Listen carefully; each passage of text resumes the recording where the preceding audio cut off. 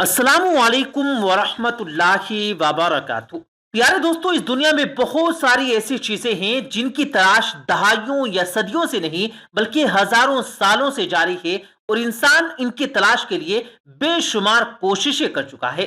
खासतौर पर ये ऐसी चीजें मुख्तलिफ मजहबों के मुकद्दसात से ताल्लुक रखती हैं और आज भी हम आपको एक ऐसी चीज के बारे में बताने जा रहे हैं जो यहूदी मजहब के लिए बेहद अहमियत की हामिल और उनके अकीदे में मरकजी मकाम रखती है। दोस्तों, हम जानते हैं कि यहूदी मजहब में ताबूत सकीना को मरकजी हैसियत हासिल है। अगर हम ताबूत सकीना की बात करें कि वो क्या था, तो दरअसल ताबूत सकीना की अहमियत की दास्तान हजरत दाऊद अलैहिस्सलाम के दौर से शुरू होती है। ये वो ताबूत था जिसमें बनी इसराइल की जानिब मबूस किए गए पैगंबरों से वाबस्ता तबर्रुकात रखे जाते थे। जब हजरत दाऊद अलैहिस्सलाम का दौर आया तो उस वक्त अल्लाह रब्बुल इज्जत ने यह बशारत बजरिए वही नाजिल फरमाई कि ताबूत सकीना जिस परेक के पास होगा वो कामयाब होगा। इस वक्त ताबूत सकीना बनी इसराइल के दुश्मनों के पास था। उस ताबूत सकीना को हजरत दाऊद अलैहिस्सलाम ने हासिल किया और इसी वजह से उन्हें अल्लाह रब्बुल इज्जत की मदद और नुसरत हासिल हुई और उन्होंने दुश्मनों पर जीत हासिल कर ली। इस ताबूत सकीना के साथ साथ एक और चीज भी है जो वो यहूदी मजहब में बेहद अहमियत की हामिल है और वो है हजरत सुलेमान अलैहिस्सलाम का छोड़ा हुआ वो पेश कीमती खजाना जो उनकी वफात के बाद किसी जगह पर छुपा दिया गया था। प्यारे दोस्तों, हजरत सुलेमान अलैहिस्सलाम हजरत दाऊद अलैहिस्सलाम के बेटे थे और उनके दौर में बनी इसराइल को अजीम तरीन शान शौकत और वसी सल्तनत हासिल हुई। बनी इसराइल उस वक्त दुनिया की सबसे ज्यादा खुशहाल तरीन कौम थी जिनके पास दौलत की कोई कमी ना थी।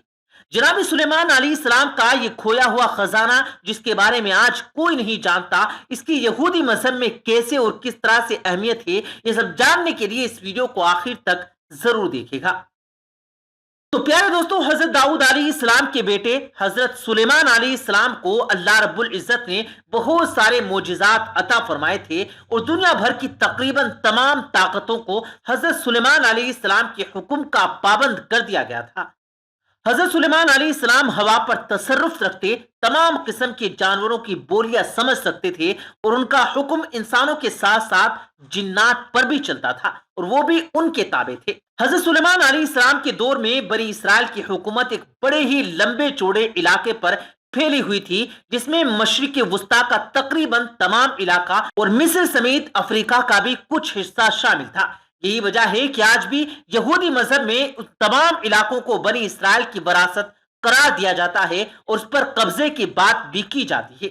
प्यारे दोस्तों, जब हजरत सुलेमान अलैहिस्सलाम ने अपनी सल्तनत को और बढ़वा दिया और दूर दराज के इलाके जीत लिए तो शाही खजाने में बेशुमार दौलत इकट्ठी हो गई। तब हजरत सुलेमान अलैहिस्सलाम को अल्लाह रब्बुल इज्जत की तरफ से यहूदी मजहब के मुताबिक एक इबादत गाह बनाने का हुक्म हुआ जिसे हजरत सुलेमान अलैहिस्सलाम ने जिन्नों की मदद से तामीर करवाया। वो पहली इबादत गाह थी जिसे यहूदी आज हैकल सुलेमानी के नाम से जानते हैं। हजरत सुलेमान अलैहिस्सलाम ने अपना वो तमाम पेश कीमती और वसी व अरीज खजाना हैकल सुलेमानी में बड़े ही फनकारा अंदाज से छुपा दिया। उसके बाद हजरत सुलेमान अलैहिस्सलाम का इंतकाल हो गया। अब चूंकि हैकल सुलेमानी अल्लाह रब्बुल इज्जत के हुक्म पर तामीर किया गया था तो ये यहूदी मजहब में बड़ा ही मुकद्दस तरीन मकाम था। हजरत सुलेमान अलैहिस्सलाम की वफात के 40 साल बाद तक यहूदी कौम में फूट पड़ चुकी थी और वापस में वो तफरके का शिकार हो गए थे। इसी बात का फायदा उठाकर मौजूदा इराक के एक बादशाह जिसका नाम बख्ते नसर लिया जाता है, उसने बनी इसराइल की सल्तनत पर हमला किया। बाबिलियों के हमले में बनी इसराइल ने हार खाई और उन्हें गुलाम बना लिया गया और उनका बेजा कत्ले आम किया गया। यहां पर हम इस बहस में नहीं पड़ेंगे कि बनी इसराइल पर आने वाली इस आजमाइश की वजह मजहबी तौर पर क्या थी और क्या नहीं थी।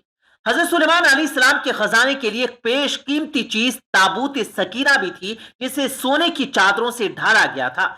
हैकल सुलेमानी भी बड़े ही शान और शौकत वाले अंदाज से तामीर किया गया था जिसकी अंदरूनी दीवारों पर सोने की चादरें चढ़ाई गई थी और उन पर तरह तरह के नक्शो निगार बनाए गए थे। यही वजह है कि हमला करने वाले बाबरी लश्कर के लिए यहूदियों का यह मुकद्दस तरीन मकाम हैकल सुलेमानी लूट मार का मरकज बन गया।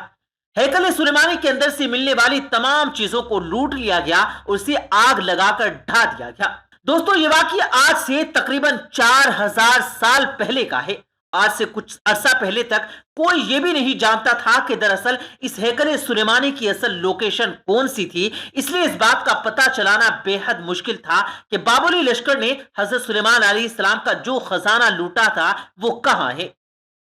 کچھ روایت کے مطابق وہ لوٹا ہوا خزانہ بابلی لشکر نے کسی زمین کے نیچے کسی جگہ میں چھپا دیا تھا، جبکہ کچھ دوسری روایت کے مطابق وہ خزانہ دراصل حضرت سلیمان علیہ السلام نے ہیکل سلیمانی میں رکھوایا ہی نہیں تھا، بلکہ اسے یروشلم شہر کے نزدیک ایک تانبے کے کان میں دفن کروا دیا تھا۔ پیارے دوستو، اب آپ کو یہ بتا دیں کہ اس زمانے میں سونے کے ساتھ ساتھ تانبا بھی بے حد قیمتی دھات سمجھا جاتا تھا، کیونکہ تانبا بہت ہی کم ملا کرتا تھا۔ سونے کی طرح ہی تانبا بھی ایک نرم دھات ہے جس سے زیورات بنائے جا سکتے ہیں، اس لیے اس زمانے میں سونے کے بعد تانبے کو قیمت کے لحاظ سے دوسرا درجہ حاصل تھا۔ پیارے دوستو، کچھ عرصہ پہلے یہودی مذہب کے اس سے پہلے مقدس ترین مقام یعنی ہیکل سلیمانی کی لوکیشن کا پتہ لگا لیا گیا، اور وہاں سے ملنے والے آثار کے مطابق یہ بات بھی کنفرم ہو گئی کہ دراصل خزانہ یہاں سے لوٹا ہی نہیں گیا، کیونکہ یہاں پر جو خزانہ موجود ہی نہیں تھا بلکہ وہ خزانہ واقعی روایات کے مطابق کسی نہ کسی تانبے کی کان میں موجود ہے۔ تو پیارے دوستو، اس زمانے کے یروشلم شہر کے نزدیک تانبے کی کانوں کا بس ایک ہی سلسلہ تھا جو یروشلم شہر سے تقریباً 10 سے 12 کلومیٹر دور وادی تمنا میں تھا۔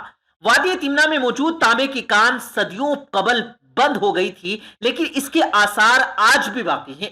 دنیا بھر کے ماہرین آثار قدیمہ کافی عرصے سے وادی تمنا میں موجود تانبے کی کانوں کی کھدائی کر رہے ہیں تاکہ جناب سلیمان علیہ السلام کے اس چھوڑے ہوئے خزانے کو واپس حاصل کیا جا سکے۔ بنی اسرائیل مذہب میں موجود روایات کے مطابق اس خزانے میں کم سے کم 10 سے 20 ہزار تو صرف سونے اور تانبے سے بنے ہوئے برتن موجود ہیں، جبکہ باقی سکوں اور سونے جواہرات کا اندازہ ہم خود لگا سکتے ہیں۔ یہ خزانہ اس قدر بڑا ہے کہ جس کے ہاتھ میں بھی آ گیا وہ ملک راتوں رات امیر بن جائے گا، اور یہی وجہ ہے کہ حضرت سلیمان علیہ السلام کے چھوڑے ہوئے اس گم شدہ خزانے کی تلاش بڑے پیمانے پر زور و شور سے جاری ہے۔ البتہ ماہرین کو یہاں پر ایک بڑا مسئلہ درپیش ہے کہ وادی تمنا میں موجود تانبے کی کانوں کا یہ سلسلہ کم و بیش 10,000 سے زائد سرنگوں میں پھیلا ہوا ہے، اور یہ اندازہ لگانا بہت زیادہ مشکل ہے کہ یہ خزانہ کس سرنگ میں دفن کیا گیا تھا۔ اس لیے باری باری تقریباً ہر سرنگ کی جانچ کی جا رہی ہے، کیونکہ اتنی بڑی وادی کا ایکسرے تجزیہ بھی نہیں کیا جا سکتا۔ ماہرین آثار قدیمہ کو اب تک مختلف سرنگوں کی کھدائی کے نتیجے میں تانبے کے بنے ہوئے کچھ برتن میسر آ گئے ہیں، جن سے ان روایات پر یقین بڑھ گیا ہے کہ وہ خزانہ انہی سرنگوں میں کہیں پر دفن کیا گیا ہے۔ اس وقت بھی ماہرین پچھلے 20 سال سے مسلسل باقاعدگی سے ایک ایک سرنگ کا معائنہ کر رہے ہیں اور انہیں کھود رہے ہیں تاکہ اس کھوئے ہوئے خزانے کا پتہ لگایا جا سکے۔